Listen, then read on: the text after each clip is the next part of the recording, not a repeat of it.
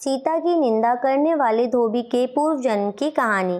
मिथिला नाम की नगरी में महाराज जनक राज्य करते थे। उनका नाम था शीर्ध्वज। एक बार वे यज्ञ के लिए पृथ्वी जोत रहे थे। उस समय फाल से बनी गहरी रेखा द्वारा एक कुमारी कन्या का प्रादुर्भाव हुआ। रति से भी सुंदर कन्या को देखकर राजा को बड़ी प्रसन्नता हुई और उन्होंने उस कन्या का नाम सीता रख दिया। परम सुंदरी सीता एक दिन सखियों के साथ उद्यान में खेल रही थीं। वहां उन्हें एक सुख पक्षी का जोड़ा दिखाई दिया जो बड़ा मनोरम था। वे दोनों पक्षी एक पर्वत की चोटी पर बैठकर इस प्रकार बोल रहे थे, पृथ्वी पर श्री राम नाम से विख्यात एक बड़े सुंदर राजा होंगे। उनकी महारानी सीता के नाम से विख्यात होंगी। श्री राम सीता के साथ 11,000 वर्षों तक राज्य करेंगे। धन्य है वे जानकी देवी और धन्य हैं वे श्री राम।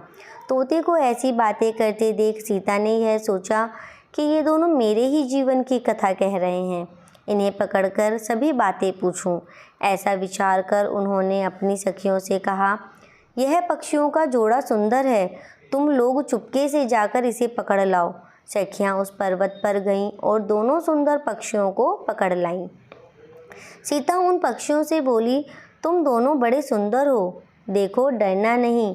बताओ तुम कौन हो और कहाँ से आए हो? राम कौन है और सीता कौन है? तुम्हें उनकी जानकारी कैसे हुई?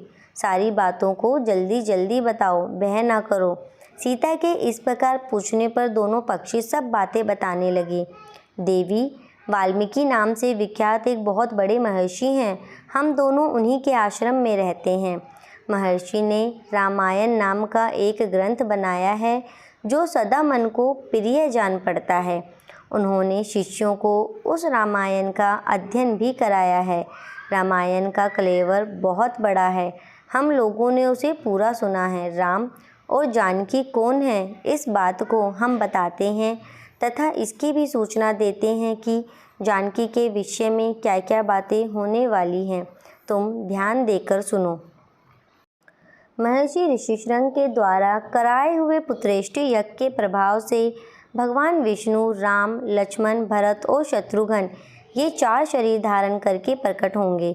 देवांगनाएं भी उनकी उत्तम कथा का गान करेंगी। श्री राम महर्षि विश्वामित्र के साथ भाई लक्ष्मण सहित हाथ में धनुष लिए मिथिला पधारेंगे।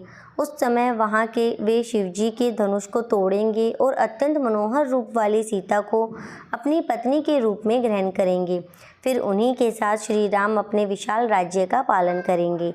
ये तथा और भी बहुत सी बातें वहाँ हमारे सुनने में आई हैं। सुंदरी, हमने तुम्हें सब कुछ बता दिया, अब हम जाना चाहते हैं, हमें छोड़ दो। पक्षियों की ये अत्यंत मधुर बातें सुनकर सीता ने उन्हें मन में धारण किया और उन्हें उन दोनों से पूछा, राम कहाँ होंगे, वे किसके पुत्र हैं और कैसे वे आकर जानकी को ग्रहण करेंगे? मनुष्यावतार में उनका श्री विग्रह कैसा होगा? उनके प्रश्न सुनकर शुकी मन ही मन जान गई कि ये ही सीता हैं। उन्हें पहचान कर वह सामने आ उनके चरणों पर गिर पड़ी और बोली, श्री रामचंद्र जी का मुख कमल की कली के समान सुंदर होगा, नेत्र बड़े बड़े तथा खिले हुए, नासिका ऊंची पतली और मनोहारिणी होगी, भुजाएं घुटनों तक, गला शंख के समान होगा, वक्ष स्थल उत्तम व चौड़ा होगा, उसमें श्रीवत्स का चिन्ह होगा। श्री राम ऐसा ही मनोहर रूप धारण करने वाले हैं। मैं उनका क्या वर्णन कर सकती हूँ? जिसके 100 मुख हैं वह भी उनके गुणों का बखान नहीं कर सकता। फिर हमारे जैसे पक्षी की क्या बिसात है।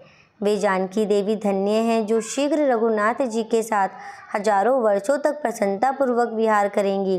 परंतु सुंदरी, तुम कौन हो? पक्षियों की बातें सुनकर सीता अपने जन्म की चर्चा करती हुई बोली, जिसे तुम लोग जानकी कह रहे हो वह जनक की पुत्री मैं ही हूँ। श्री राम जब यहाँ आकर मुझे स्वीकार करेंगे तभी मैं तुम दोनों को छोड़ूंगी। तुम इच्छानुसार खेलते हुए मेरे घर में सुख से रहो। यह सुनकर शुकी ने जानकी से कहा, साध्वी, हम वन के पक्षी हैं, हमें तुम्हारे घर में सुख नहीं मिलेगा। मैं गर्भिणी हूँ, अपने स्थान पर जाकर बच्चे पैदा करूँगी, उसके बाद फिर यहाँ आ जाऊँगी। उसके ऐसा कहने पर भी सीता ने उसे नहीं छोड़ा। तब उसके पति ने कहा, सीता, मेरी भार्या को छोड़ दो, यह गर्भिणी है।